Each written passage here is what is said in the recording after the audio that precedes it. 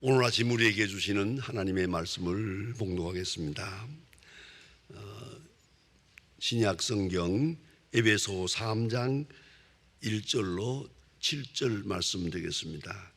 신약 성경 312면입니다. 신약 성경 312면 에베소서 3장 1절부터 봉독하게 됩니다. 이 계시의 말씀을 봉독할 때에 다 함께 하나님의 음성을 들으실 수 있기를 바랍니다. 이러므로 그리스도 예수의 일로 너의 이방인을 위하여 갇힌 자 된 나 바울이 말하느니라. 너희를 위하여 내게 주신 하나님의 그 은혜의 경륜을 너희가 들었을 터이나 곧 계시로 내게 비밀을 알게 하신 것은 내가 먼저 간단히 기록함과 같으니 그것을 읽으면 너희가 그리스도의 비밀을 깨달은 것을 너희가 알 수 있으리라. 이제 그의 거룩한 사도들과 선지자들의 성령으로 나타나신 것 같이 다른 세대에서는 사람들의 아들들에게 알리지 아니하셨으니 이는 이방인들의 복음으로 말함과 그리스도 예수 안에서 함께 상속자가 되고 함께 지체가 되고 함께 약속에 참여하는 자가 됨이라. 이 복음을 위하여 그의 능력에 역사하시는 대로 내게 주신 하나님의 은혜의 선물을 따라 내게 주신 하나님의 은혜의 선물을 따라 내가 일꾼이 되었노라. 아멘. 여러분, 사랑하는 자와 사랑받는 자 사이에 갭이 있음을 알아야 합니다. 사랑하는 자는 이런 마음으로 사랑합니다. 사랑받는 사람은 이렇게 사랑받길 바랍니다. 이 초점이 맞아서 사랑받는 자와 사랑하는 자가 딱 맞아 하나가 될 때 사랑의 효과가 있는 것이고 감동이 있고 행복이 있는 것인데, 사랑한 자의 생각과 사랑받는 자의 생각이 다르단 말입니다.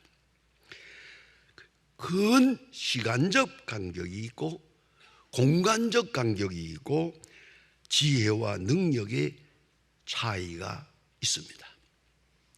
이 차이를 극복하는 것, 그것이 바로 진정한 사랑입니다.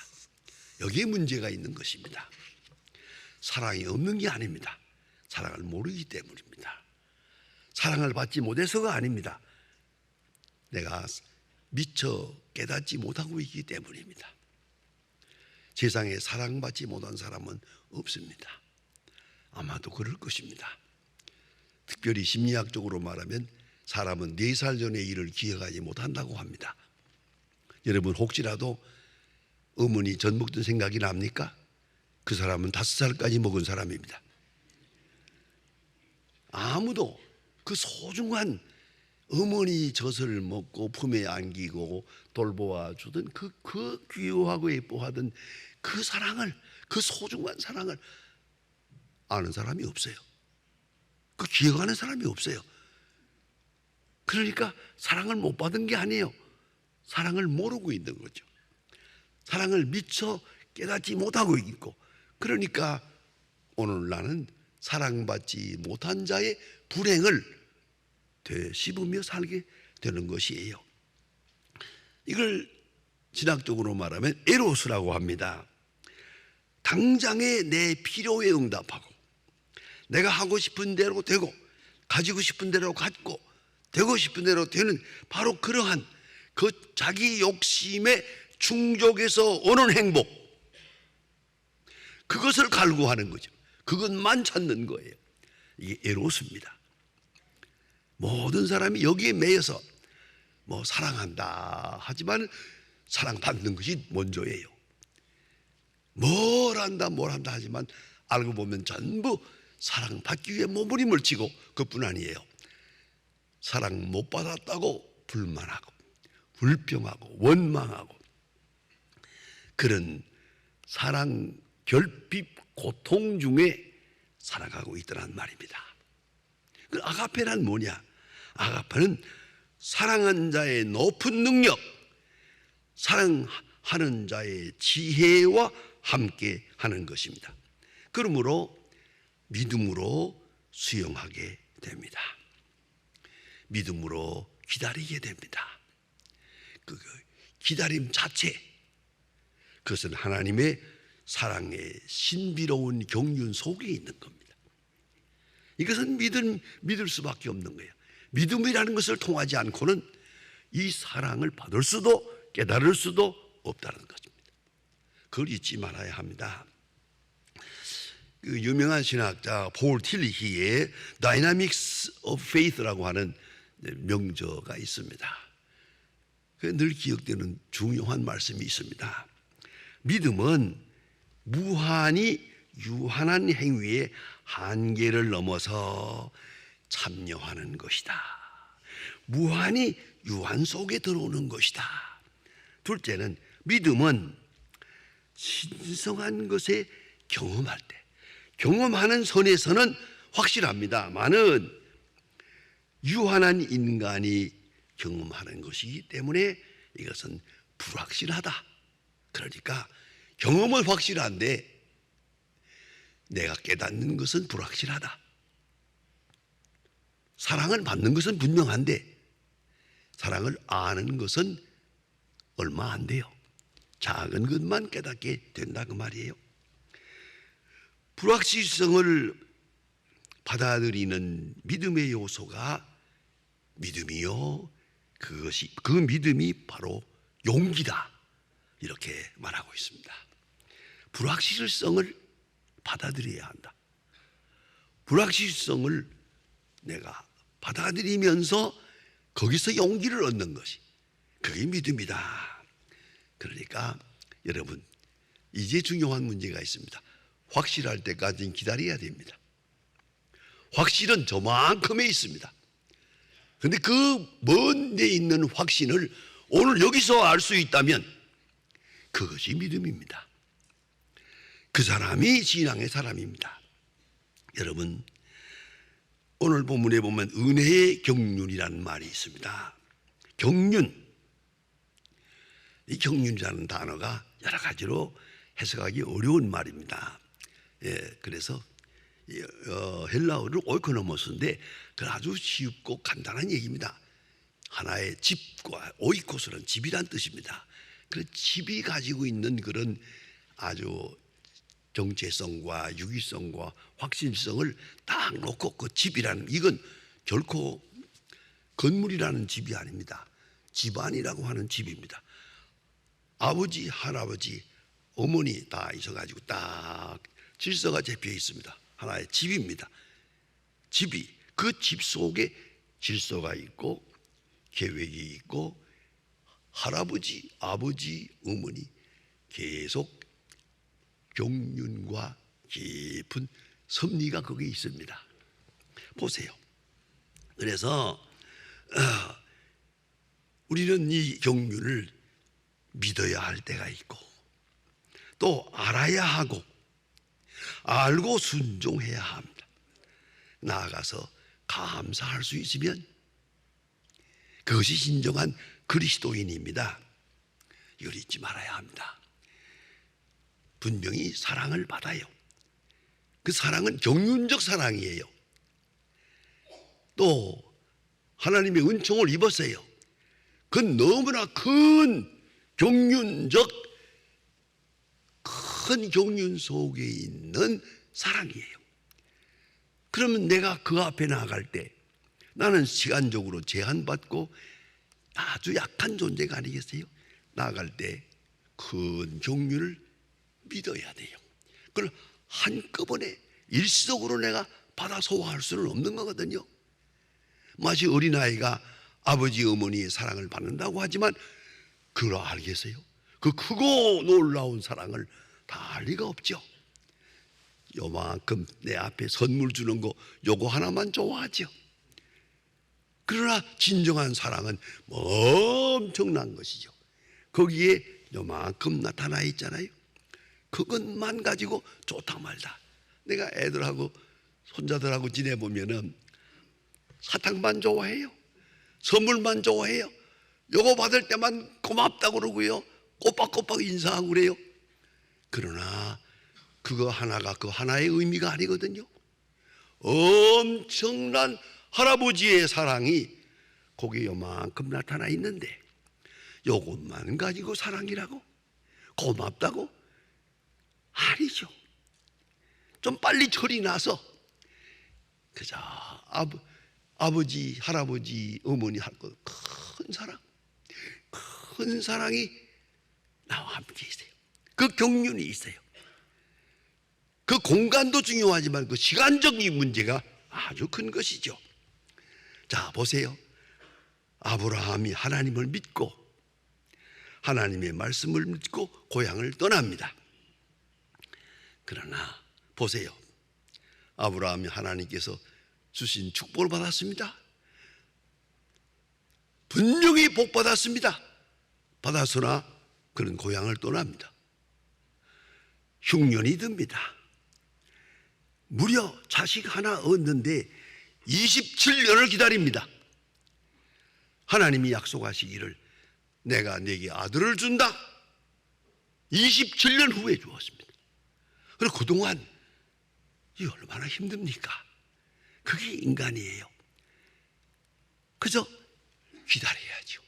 믿고 기다려야죠. 낙심해도 안 되고 좌절해도 안 되고 배반해도 안 되죠. 그것이 경륜 앞에 선 인간의 모습입니다. 하나님의 큰 경륜, dispensation이라고 고로 번역합니다만은 요새 영어 책에는 God's plan 그랬어요. 우리 현대 사람들은 그 이해하지 못하니까 하나님의 계획, God's plan, 하나님의 계획, 큰 계획, 그 안에 내가 있어요. 그 내 믿음이라는 게 뭡니까? 이해하는 것, 이해 못하는 것, 그게 아니죠. 이해 못해도 하나님의 경륜을 믿어요. 나로서는 불가능해도 하나님께는 가능해요. 나로서는 지금 괴로운 것 같으나 이것은 그냥 괴로움이 아니에요. 이 괴로움이라는 걸 통해서 하나님의 경륜적 은총이 저 앞에 있단 말이에요. 그걸 믿고 나가는 것이 믿음이란 말입니다. 그래, 아브라함 현재는 항상 어렵습니다. 암울합니다. 보이지 않습니다. 잡히지도 않습니다. 그러나 아브라함의 위대한 것은 하나님을 믿었어요. 지금은 어렵지만 약속은 변함이 없어. 하나님의 큰 은혜의 경륜, 그건 틀림이 없어 라고 믿고 그 안에서 기뻐하며 순종하며 그렇게 일생을 살았단 말입니다. 여러분, 사도 바울을 아시지 않습니까? 그는 은혜의 포로가 된 사람입니다. 너무나 큰 은혜를 많이 받았습니다.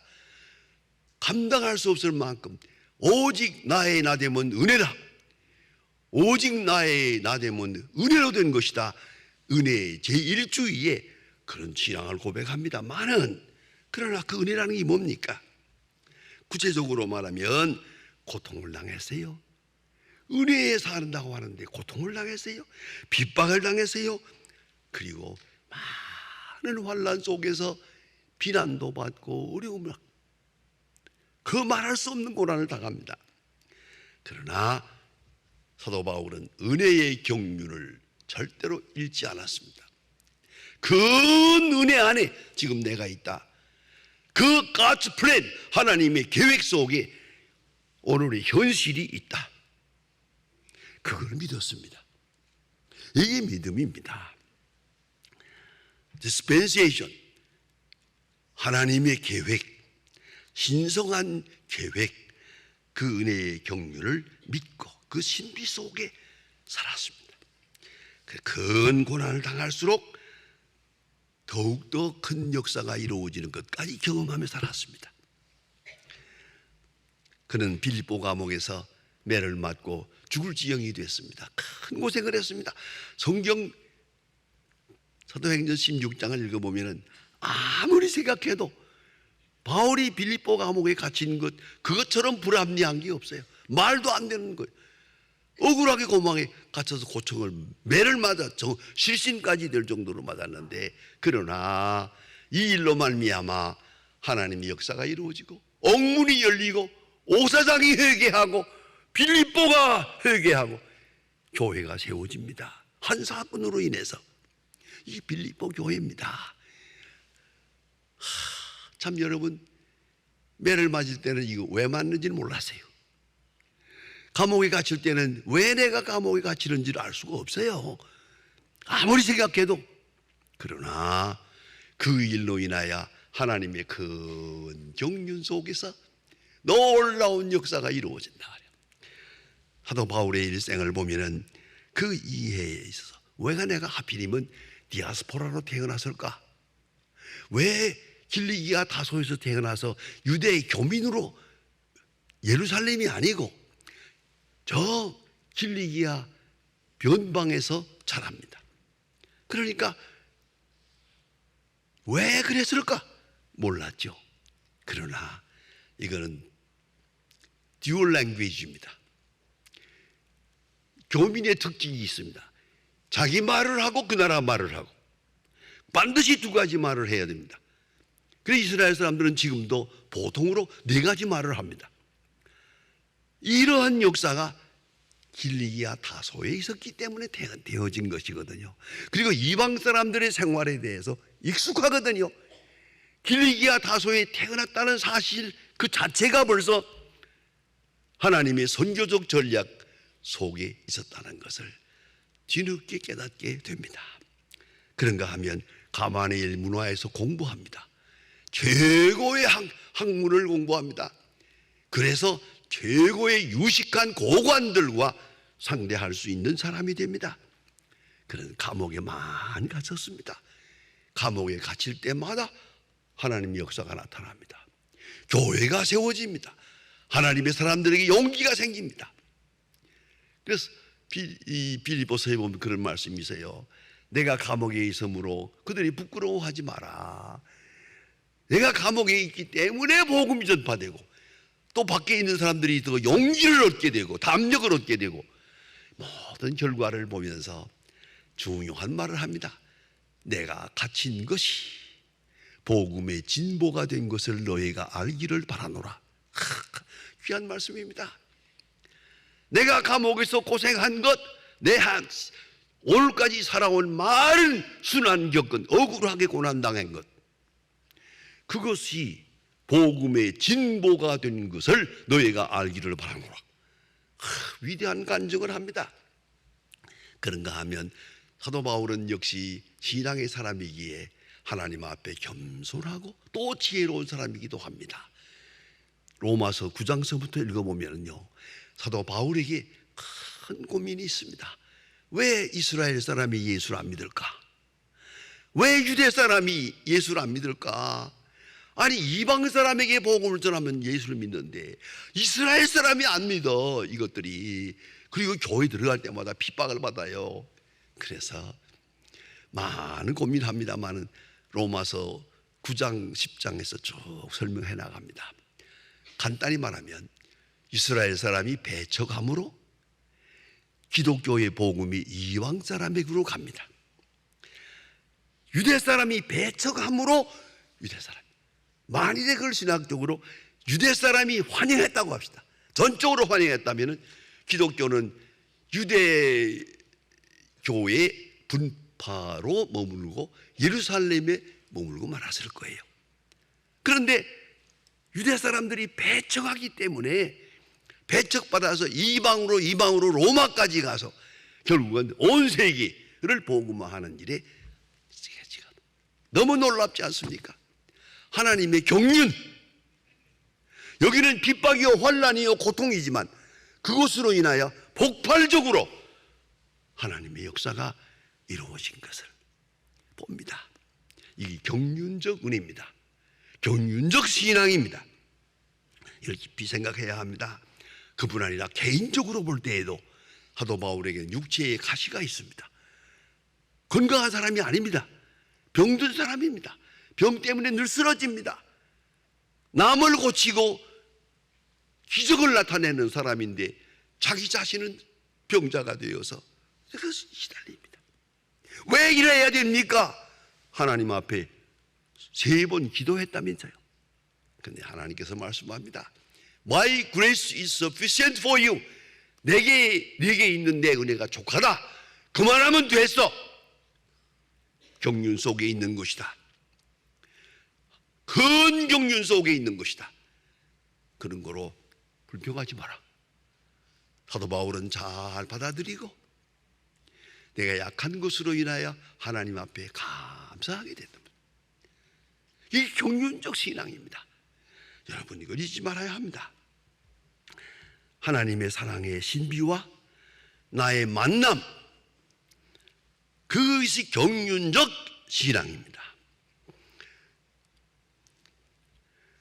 그 큰 은혜의 경륜 앞에 나는 너무나 초라합니다. 경륜에서 벗어나려고 몸부림치기도 하고 때로는 불평하고 원망하기도 합니다. 그러나 다시 돌아가서, 다시 원점으로 돌아가서 하나님의 큰 경륜 앞에 우리는 신앙을 다시 고백하고 감사하는 그런 사람이 되어야 됩니다. 여러분, 요셉을 보세요. 요셉이 말이 됩니까? 형님들한테 팔려서 애굽으로 갑니다. 가만히 생각해 보세요. 무려 17년 동안 17세밖에 안 된 이 어린아이를 그래 애굽으로 팔아먹었어요. 형들이. 그러나 그는 13년 동안 신앙의 사람으로 건전하게 그저 하나님의 뜻은 알 수 없지만은 나는 모르지만 하나님은 아십니다. 정실하게 진실하게 살더니 애굽의 종이 대신이 됐어요. 다시 한번 돌아가 봅시다. 그가 애굽으로 팔려가지 않았다면 이렇게 될 수 있었겠습니까? 하나님의 큰 경륜을 미처 깨닫지는 못했지만 그는 순종했습니다. 그는 따랐습니다. 그에게 감사했습니다.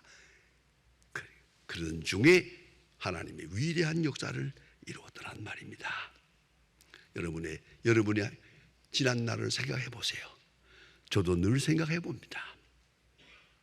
내가 왜 그 어려운 고생을 해야 했던가? 왜 감옥에 가서 고생을 해야 했던가? 내가 왜 그 모진 수색대에 나가서 그 끔찍한 일들을 보면서 전쟁에 가담할 수 있어야 했던가? 지금 와서 보면 나의 나됨이 거기서 온 거예요. 그 사건 하나하나가 다 은총적 하나님의 경륜이었어요. 그걸 내가 미처 몰라서 때때로 실망하고 때때로 낙심하고 때때로 원망하기도 했습니다. 그건 이제는 회개해야 할 일이죠. 다시 한번 생각해 보세요.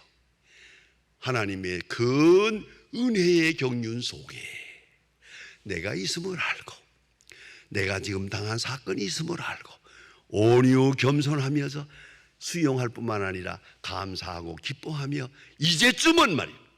이 나이에 이제쯤은 하나님의 경륜 앞에 오직 찬송만 부를 수 있고 감사만 할 수 있는 그런 믿음의 사람으로 살아야겠죠.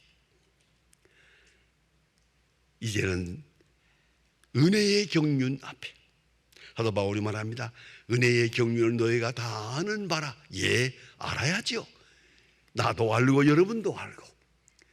그리고 그 경륜 앞에 겸손하면서 감사하는 그런 신앙생활이 되어야겠습니다. 여러분, 때로는 모를 때가 있어요. 그래서 억지를 부리기도 합니다. 그러나 이제서 생각하니 그것이 다 은혜였어요. 하나님의 큰 경륜 속에 있었어요. 하나님의 하시는 소원 속에 내가 있었음을 이제서는 알고 이제 남은 생은 좀 더 가깝게 그 경륜에 합당하게 오늘을 살아갈 수 있어야 할 것입니다.